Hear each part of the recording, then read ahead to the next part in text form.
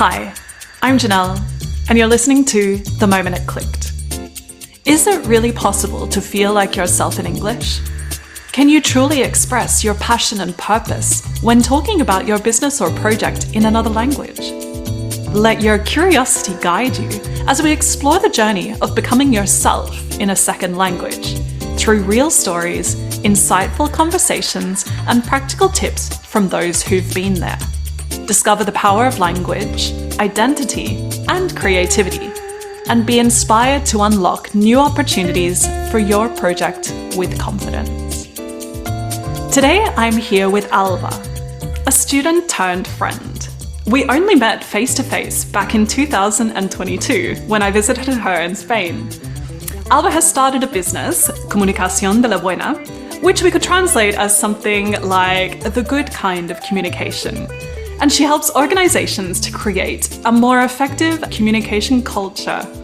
So, I'm very excited to have her here and, well, welcome. Thank you very much for inviting me to your podcast. I'm excited as well. Excellent. I feel in a sense that this is going to be just like one of our classes, except recorded. yeah, because our classes are quite atypical. Yes, very based on conversation and interesting things and sharing a lot about what we're doing, connecting, basically. So this is one of the things that I love about the work that I do. And that's why I love working with people with such interesting projects, because I learn a lot about what other people are doing and I get to help them on that journey. So it's very exciting. So to get started, do you think it's possible to be the same person in 2 or more languages? It's not an easy question because, well, I speak 3 languages. I speak Spanish and I speak Catalan. They are both my mother tongues, but not exactly. And then I speak English, but not at the same level, of course. I can feel the same person when I speak Spanish and Catalan. At home, I speak Spanish with my parents. I speak Spanish, and also here with my daughters and with my partner. But it's true that I can speak Catalan as one of my first languages. But still, sometimes I cannot feel exactly the same speaking Catalan or Spanish. And when it comes to English, then it's another level. It's different. I struggle, maybe not feeling the same person, but I struggle when I try to explain my feelings or my perceptions or my opinion on any topic. And I try to find like the proper words, the proper nuance, and that makes me sometimes in some contexts that can make me feel that I'm not showing myself in the same way.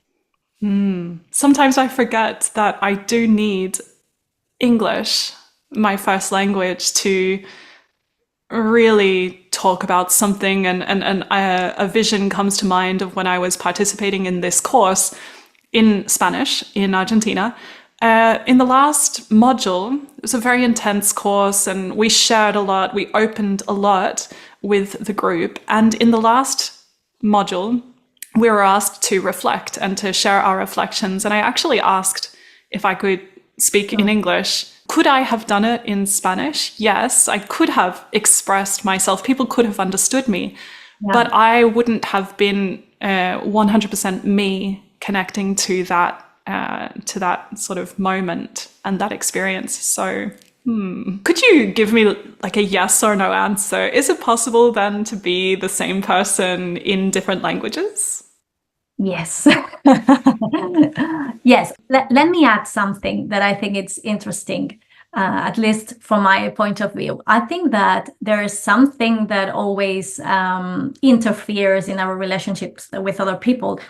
And it's our, maybe it doesn't sound very kind, but our power relationships. I mean, power is something that is always present, is always there, even when we are not aware of it. And it's true that it's true, at least this is my experience, my own personal experience. When you speak in a different language, you have less resources. So somehow you lose some of your personal power unless you find a different resource to substitute it. Wow. It's a topic that's coming up more and more as I investigate this this idea, and it might become a future question, a future sort of topic of the podcast, because I think it is really interesting, and I think it relates a lot to the work that I do with Spanish-speaking business owners, project creators, for example, at networking events, at industry events, or even presenting their project in a meeting or with important people, where all of a sudden you're much more vulnerable in that situation because you're the one looking for, searching for, hoping to win some kind of benefit from that conversation. And the other person, who in this case might be the English speaker, or the native English speaker, or the person who speaks better than you, at least that's your perception. Maybe it's not true. But yeah, that idea that you are less powerful in that situation, in that exchange. Yeah, you less some of your status. And status is something that we attribute to people sometimes in an unconscious way. I mean, and I think that's a big problem when or at least that's my big problem when I speak English and I'm not speaking Spanish or Catalan. I feel somehow less powerful in this sense. Yeah. And that's the false sense of security sometimes that we find within a learning environment, where I encourage students, clients to say, like, this is your safe space. You know, this is where you have to try, because if you don't try here, then in the real world, it's going to be even more difficult, because here we are in a neutral space. And yeah, that's sort of the part that is tricky, because then you exit and then you have to speak in the real world and you think, oh shit, it changes. And so it's trying to simulate those kinds of experiences within a classroom environment so that you don't feel the shock in the outside world. But I think it's all about improving your English, of course. And at the same time, trying to find other resources that are not related to your English level and that you can also use in your conversations to gain this status or to achieve your goals. Do you have recommendations? I don't know. Maybe it depends on the context. Maybe it's your physical expression, your non-verbal communication that can add a lot of elements to the conversation, and maybe bring some concepts or show your knowledge. Maybe not trying to find the perfect word. Sometimes it's not necessary. I mean, sometimes it's just ourselves being so self-demanding. But at the other side of the screen, or if it's face-to-face, that person is not expecting to have the perfect word, because they know you are not native in their language. So we tend to be comprehensive. Even in business or in professional contexts. I think when we hear other people speaking our language, I think it's really encouraging, and I think it's lovely. And so keeping that in mind, when you're speaking somebody else's language, they're going to think the same about you. They're going to be empathetic. That's true. I think we value the effort on the other side. I have a sort of spontaneous question for you. I think it's sort of related to the fact that you speak Catalan and Castilian Spanish in your local environment. I wonder if you think that being immersed in a language helps you to feel yourself, or even feel this click. I think it's necessary. In my own experience, in my personal experience, that was a very important moment. I lived in London just for 6 months, so it was a very short period of time. But it was very important for me to not only to get some new vocabulary, of course, but also to understand the culture and to be exposed to the challenge of speaking English, because I didn't have any other option. I had to speak English. Actually, that was not the real story, because when I arrived in London, I had no money. I mean, I had short savings. So I went there and I started searching for a job. And I started working there in Zara. And everyone was Spanish there. So yeah, I stayed there for 15 days, exactly 2 weeks, because I realized that that was not going to be the way for me to improve my level of English, even though I was living in London. But imagine 8 hours of my day speaking Spanish in London. What an absurd thing for me. So I decided to quit, and I found a different job, another clothing store. They spoke English, and yeah, and that if I have ever been close to the click moment, that was then. Yeah, because I was literally forced to speak English. I mean, my workmates spoke English, and they were some of them were English, and some of them were French or Portuguese, but we spoke English. I remember feeling myself. I don't remember feeling a distance between my personality, my real personality, and what I was acting like in London. I was the same person. So in this sense, maybe I felt the click. But at the same time, I struggled to find the right word, or maybe to have the agility I would have liked to have in the conversation. Yeah. Very interesting. Let's move on to the next question, the next section. How would you define the word creative? Sorry, come again? At this part of the conversation, I didn't understand your question. Okay. I'm very serious. Okay. How would you define the word creative? It's a very, very, very interesting question, I think, because, there is no one definition for creativity. For me, I live creativity in this way. I think you are creative when you are able to first absorb many points of view, many new ideas that you didn't have before. And when you are able to connect some of those ideas and produce something new, that's creativity for me. When you produce something new, not necessarily it's worldwide new. Maybe it's only new for you, but it's still creativity, in my opinion.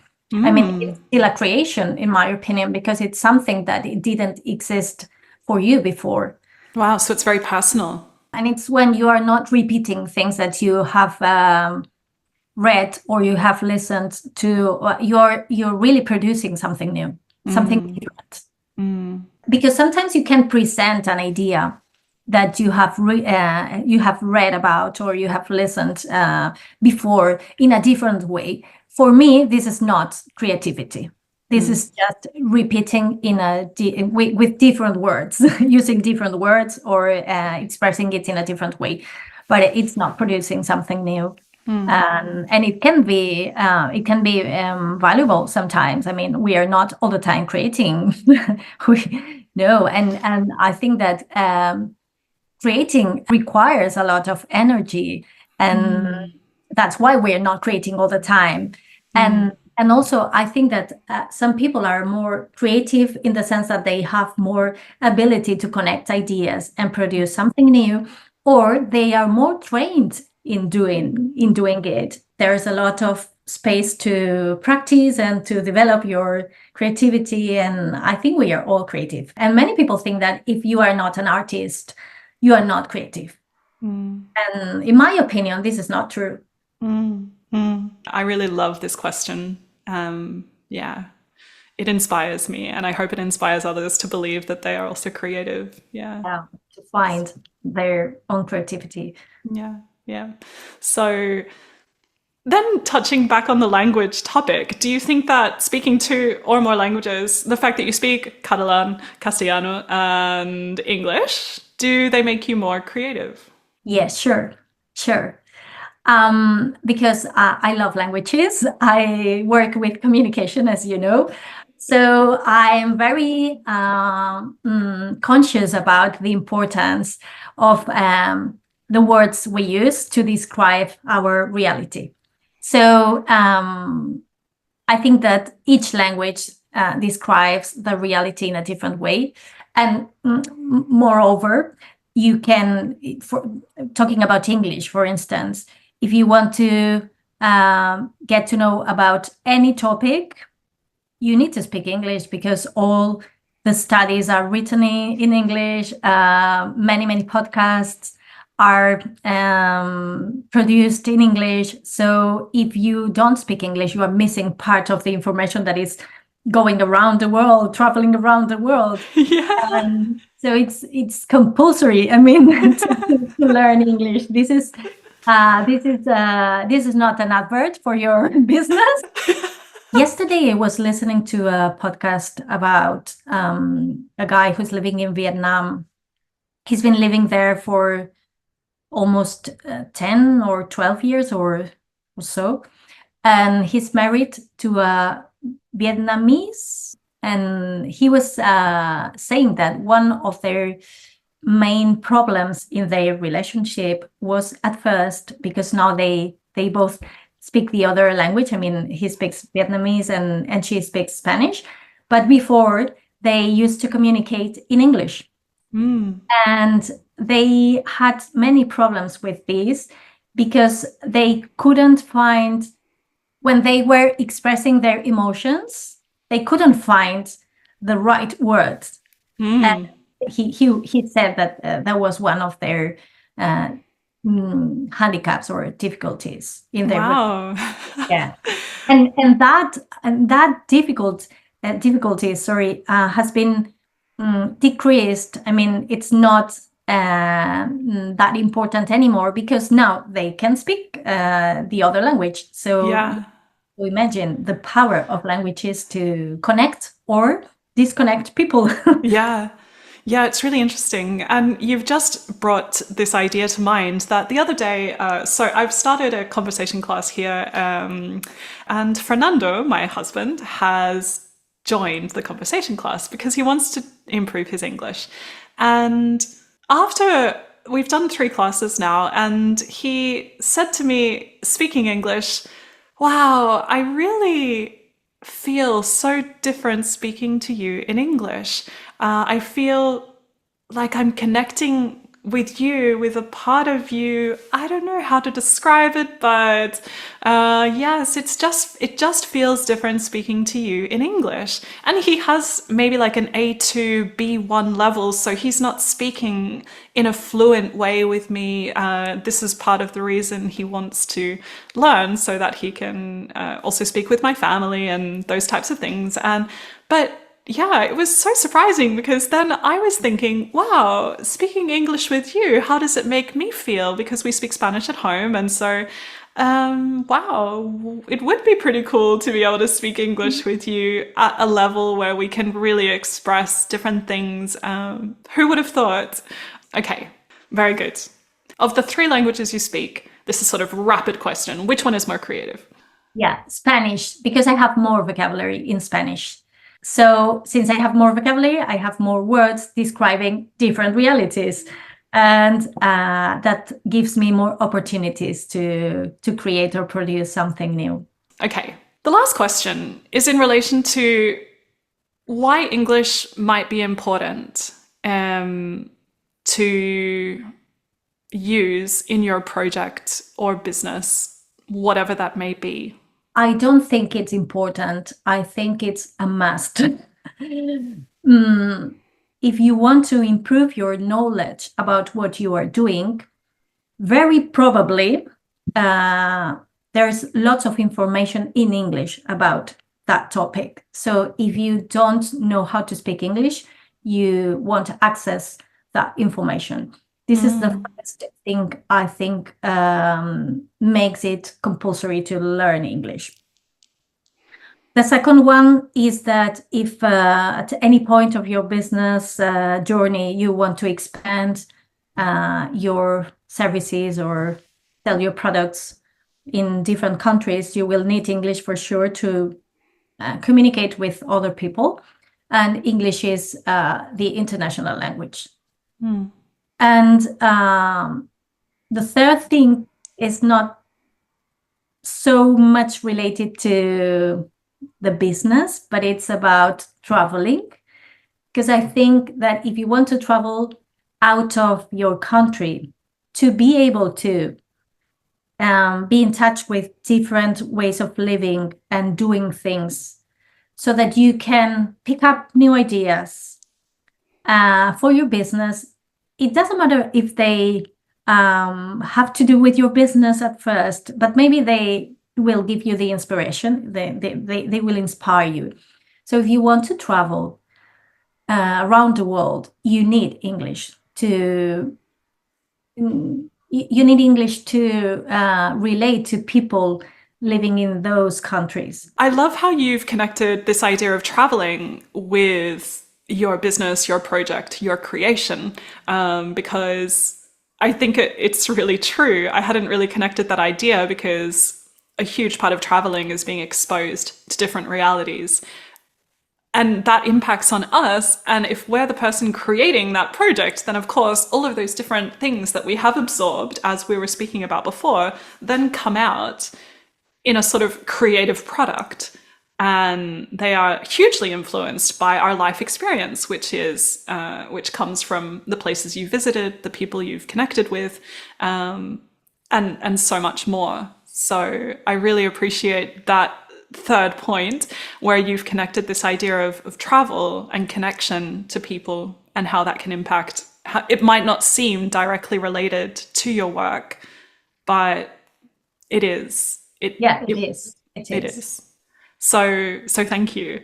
So we can leave it there. Thank you so much for joining me and for sharing so much. And yes, it's been an absolute pleasure. My pleasure too. Thank you very much for inviting me. And that's a wrap. Just in time for Christmas. Season 2 will be filled with fresh ideas and new points of views. So I really recommend that you follow the program, stay tuned, and keep checking back in on Instagram and also my website for new episodes. Remember, you can visit www.english-creative.com/podcast for any new updates on the program and also get in touch to be a guest on the program. So thank you again, and I hope you all have a really happy holiday season. Bye bye.